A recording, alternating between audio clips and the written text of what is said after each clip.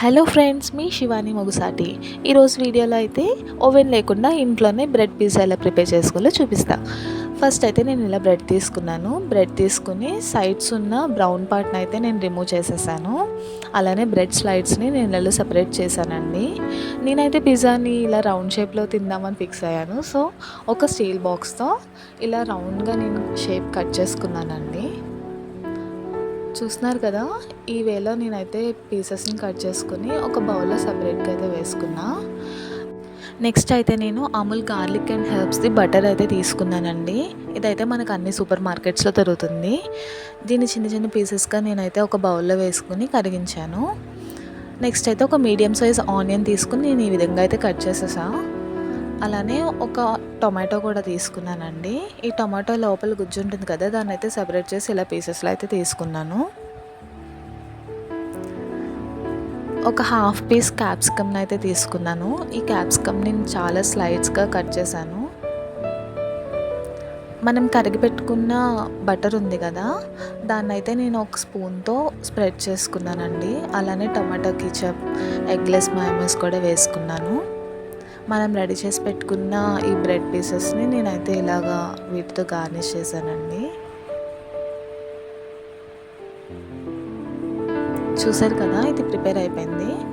దీన్నైతే నేను stove on చేసుకుని ఒక ప్యాన్ పెట్టుకుని వీటిని అయితే ఇలా గోల్డెన్ బ్రౌన్ కలర్ వచ్చేంత వరకు కూడా నేను ఫ్రై చేశాను. ఈ బ్రెడ్స్ అయితే మనకు గోల్డెన్ బ్రౌన్ కలర్ వచ్చేసింది. తీసి ఒక ప్లేట్లో వేసానండి.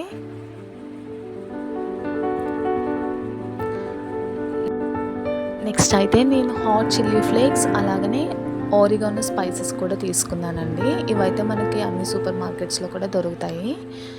ఈ రెడీ చేసి పెట్టుకున్న బ్రెడ్ పైన అయితే నేను వీటిని వేసాను.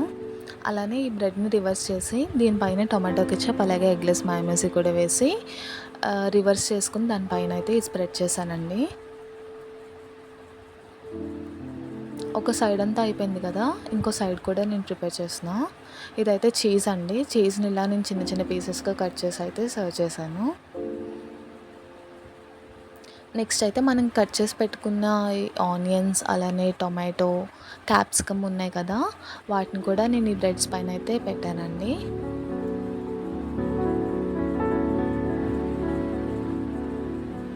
చూస్తున్నారు కదా, ఇది దీనిపైన మనం ఈ హాట్ చిల్లీ ఫ్లేక్స్ అలానే ఆరిగానో స్పైసెస్ కూడా నేను నెక్స్ట్ అయితే ఒక ప్యాన్ పెట్టుకుని ఈ రెడీ చేసి పెట్టుకున్న మినీ పిజ్జాని అయితే ఒక 5 మినిట్స్ లో ఫ్లేమ్లో వరకు నేను ఉంచానండి, హీట్ చేశాను. చూసారు కదా, ఇంట్లోనే మనం ఇలా చాలా ఈజీగా ప్రిపేర్ చేసేసుకోవచ్చు పిజ్జాని అయితే. మనం బయటికి వెళ్ళి ఒక 500-600 పెట్టి పిజ్జా కొనుక్కొని హెల్త్ పాడు చేసుకునే బదులు ఇంట్లోనే ఇలా టేస్ట్ అండ్ హెల్తీగా పిజ్జాని అయితే ప్రిపేర్ చేసేసుకోవచ్చు. మీరు కూడా ట్రై చేయండి, ఎలా ఉందో కామెంట్ చేయండి. మరిన్ని ఇంట్రెస్టింగ్ వీడియోస్ కోసం ఛానల్ని అయితే సబ్స్క్రైబ్ చేయండి. Thank you.